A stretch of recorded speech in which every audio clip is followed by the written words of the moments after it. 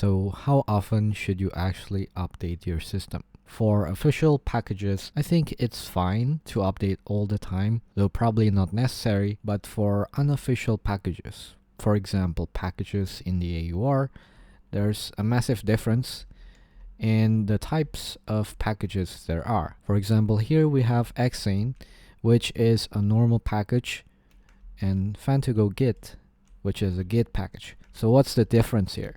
So a non-Git package, I guess you can see the release version here, will have versions where it's released periodically. With Git packages, however, you are just cloning the repository. When you're updating a normal package, you will get the tar and then you will extract it. Whereas for Git packages, you are cloning the Git repo and building the program.